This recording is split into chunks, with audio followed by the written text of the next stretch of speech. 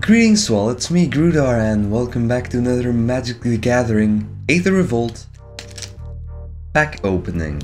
So I have these 6 packs left and I'm gonna do it the same as previous time, where I open them all and I talk a bit about the cards. So for the first pack we're gonna change this perspective. This is an Ayani pack. So we have, let's get this good. Welder, Automaton, Implement of Improvement, 4th Bridge Brawler, Shipwreck Moray, Frontline Rebel, Ghirapur Osprey, Prey Upon, Alien Evasion, Unbridled Growth, and then for the uncommons we have Rogue Refiner. Now this is a good card for limited.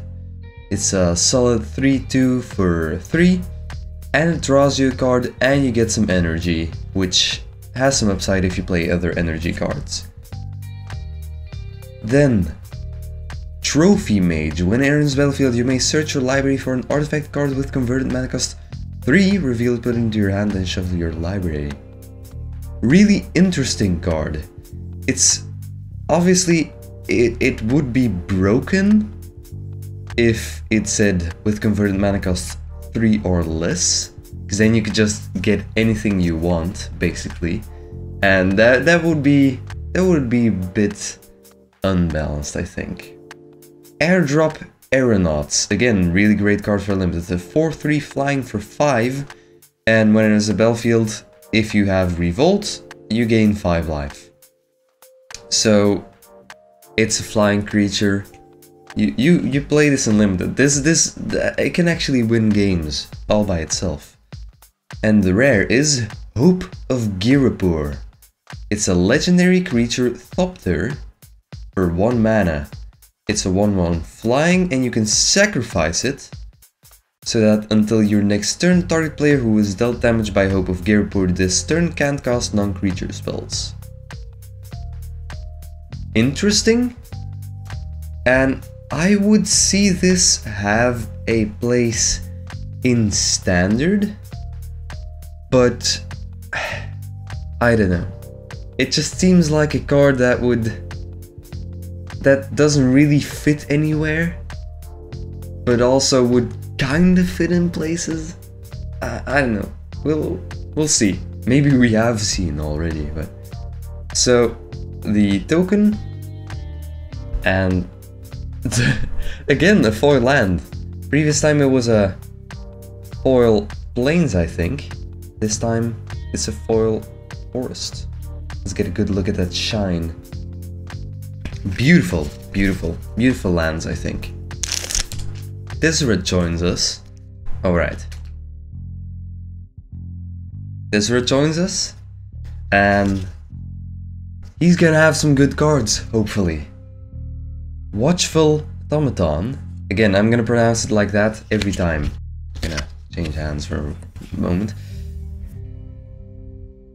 Ice Over. Great common for limited.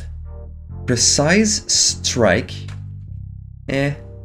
Defiant Salvager, Hinterland Drake, Chandra's Revolution. I'm dropping the cards. No, what am I doing? Universal Solvent, High Spire Infusion, very flavorful card. Silk Weaver Elite, Conviction. This card is great at triggering your Revolt, so value common. And then Consulate Dreadnought, 1 mana, 7/11. I think I talked about this card before. So fun, so fun. Ooh, Fatal Push, the best uncommon printed in a long time. It's overpowered. It's way too strong. It's way too strong. Why is this an uncommon? Why is that an uncommon? Restoration Specialist. Sacrifice it to return up to one target artifact and up to one target enchantment card from your grave to your hand.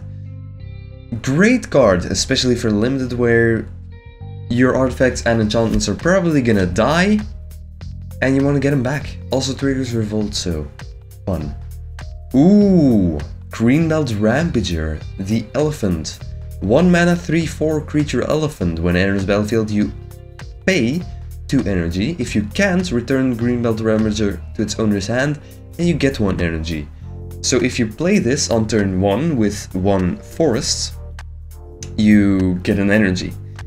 Then if you play if on turn 2 you get another green mana, you can actually play it twice. So you have a 3/4 on turn 2. Not bad at all. And it also allows for revolt triggers. You can also accrue vehicles with it while the enters battlefield trigger is still on the stack. You can also get energy with it. It's great. It's great. Lovely. And a servo token plus forest. Random green uncommon. There we go. I believe she does something with counters, with +1/+1 counters. Not too sure. Metallic Rebuke. Oops, skipped one. Filigree Crawler. Destructive Tampering. This is a great card, and that's actually a common that can win games all by itself, because destroy target artifact is going to be valuable every time. And creatures without flying can't block this turn can just win you the game instantly. If your opponent doesn't have creatures with flying and you just attack with all of your creatures, great, you win. What is his name? Foundry Assembler. Night Market Aeronaut. Verdant Automaton. Druid of the Cowl. Implement of Malice. That's a cool card. Also good for revolt triggers. Decommission. Fun, but not that great. Felidar Guardian. Now this is a great card. This is actually used in the Saheeli Rai combo, where this one just blinks Saheeli Rai all the time and you get infinite ones of these with haste. And that's actually pretty good combo. A pretty good combo. It does require 3 colors, but that doesn't make it any worse apparently.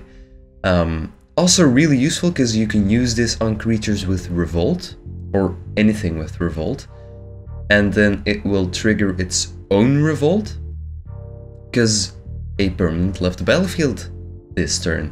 So I think this is a great card.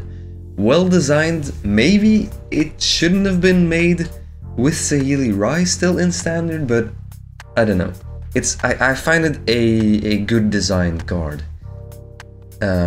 Salvage Cutler. Whenever it attacks, return an artifact you control to its owner's hand. Seems bad. Seems bad. I don't really see a lot of uses for this. Yeah, you can do some combos with it, but meh. Crackdown Construct. We talked about this combo last time. Pretty fun combo, but worse than the Saheeli Rai one. And Merchant's Dockhand. Not terrible, because if you just look at one, it already draws a card. So, I mean, 4 mana repeatable card draw is pretty good. I would say this is very playable. Not sure where it would be played, but a playable card nonetheless. And oh, there's a foil. Wrangle. Cool foil.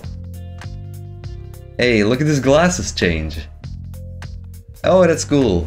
That's cool. Halfway through, here's another Tezzeret pack. Oh, what? Leave in the Dust. Return target non-land permanent to its owner's hand. Draw a card. Renegade's Getaway. Great. Take into Custody. Also great. I really like some of the card designs in this set. They're simple, but also good. And that's not easy to do. is it's easy to make good complex cards that don't really make a whole lot of sense. Just look at Yu-Gi-Oh! Compared to Yu-Gi-Oh! It's filled with good complex cards and bad complex cards. I think it's hard to make good simple cards. Like Fatal Push. Fatal Push is semi-complex. I would say it's not that simple. It's not that complex, but it's an amazingly great card. And it's not necessarily because it's 1 mana, but because of what it can hit. Because of what creatures it can destroy, especially in Modern and Limited. It's gonna destroy at least something the opponent really needs on instant speed. So I think it would be a good card even if it was 2 mana. I don't think that will really reduce the value of it. I mean, obviously it wouldn't be as good, but it would still be a great card. Unbridled Growth is Implement of Examination. Great common, the best common for Limited, Dawnfeather Eagle. Ah, what a great card, I love it. Then the uncommons, Monstrous Onslaught. Pretty bad. Restoration Specialist, we saw this one. Final uncommon is Ornithopter. You know, I want to talk about this card. So, a 0 mana, 0/2 flying. And it's an artifact creature, Thopter. So this may seem really weird, right? This is an example of a simple but good card. Why would you ever play a 0 mana, 0/2 flying? Why would you ever play something bad like that? Because in this set alone, there's cards that, for example, improvise. You can tap your artifacts to pay for 1 in the cost. Well, this is basically 0 mana, gain 1 mana for things you have with improvise. And then there's the Unsoul Artifact-like card, which makes this a 5/5 flying for 3. Which is great! I would see that as overpowered if it was a single card, but the actual Unsoul Artifact will make it a 2 mana 5/5, but obviously that's not standard legal anymore, and it's too slow, or too not good enough for Modern. Not too slow, but not good enough for Modern. So really interesting card. I think that's a great example of what I mean by simple but effective, but powerful. And yeah, it's really hard to make cards like that. Solemn Recruit. 1 generic and 2 white for a 2/2 double strike with Revolt at the beginning of your end step. If you have Revolt, put a +1 counter on this card. I've gotten this one so many times in the pre-releases. So, it's a great card, it's an amazing card, but it's just funny how often I got it. Servo and Mountain. And the final Ajani pack, Renegade Map. So I'm just gonna not read these names. This is an example of card with improvise. I'm just not gonna read these names and talk about more. So, an example of a bad complex card is Dubious Challenge. Now, it's very easy for new players to get tricked by complex rares like that. Because Dubious Challenge it's a terrible card. It's a terrible card. Even me as a Johnny, a combo player, doesn't see a whole lot of use in that card. It's just cards like that where they do something fancy, it's really complex, it's a whole lot of words, there's a whole lot of rule problems.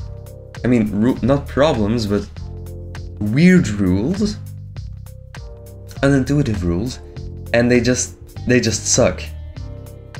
It's easy to make those, but it's not good to make those, because anyone who doesn't know the like strength of cards yet, we're at the uncommons now by the way, doesn't know the strength of cards yet, is gonna be confused by it and think like, oh, that seems like a great card, and he's gonna play it in his draft deck and then just realizes, what did I just play?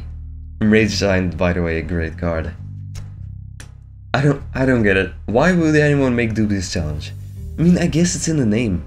It's dubious. It's a dubious challenge. And the rare Oath of Ajani. Great. Amazing. There's so much value with this. You can blink this with a Felidar Guardian even, to make it even better. But just for the first effect alone, it would be great. But the second effect is just icing on the cake of awesomeness. For only 2 mana. Only 2 mana. That's great. And the final pack is a Tezzeret pack. First, there's this little guy who can get bigger. Shock! Reprinted so many times, but finally they've reprinted it in standard. After all this time. Dispersal Technician, Sweatworks Brawler, Aegis Automaton, Unbridled Growth, Countless Gears Renegade, Implement of Ferocity, Night Market Guard. Now for the uncommons, Perilous Predicament. Bullshit in Two-Headed Giant. Seriously, just why? Why? We did play this card into the Giant pre-release because it's so powerful, but it's just, ouch. It hurt every time it got played. It hurt someone. Someone got pissed. Clockwork Assembler. See, these assembly workers are cool. They all have these cool effects, and I think they're cool. And the final rare, Aether Geode Miner or Aether Geode Miner. Whenever it attacks, you get 2 energy. Pay 2 energy, exile Aether Geode Miner, then return it to the battlefield under its owner's control. And it says 3-1 for 2. That was hard. So really good, because it can trigger Revolt, and it can make your opponent waste a blocker without dying, if that makes any sense. So basically, you attack with a bunch of creatures, and since your opponent doesn't want to take 3 damage, he blocks this creature, and doesn't block one of your other creatures. So you can just blink this, put it back on the battlefield, and you got some free damage without your creatures dying, if that makes any sense. You understand? It also triggers Revolt, so that's pretty good. Pretty good card. And the final land and token, Gremlin and Island. Wow, what is wrong with this island? What is wrong with the side of this island? I don't know. It looks weird. So that does it for Aether Revolt booster pack openings. That was a lot of fun to do. I like opening boosters. And I like Magic. It's a great game. And I hope you enjoy it too. So, for now, maybe I'll do more once I get some more boosters. Maybe if I happen to win a draft or something, I'll get a bunch of boosters. Who knows? For now though, thank you so much for watching this video. I hope you enjoyed it as much as I did. And as with every video, I'll see you when I see you.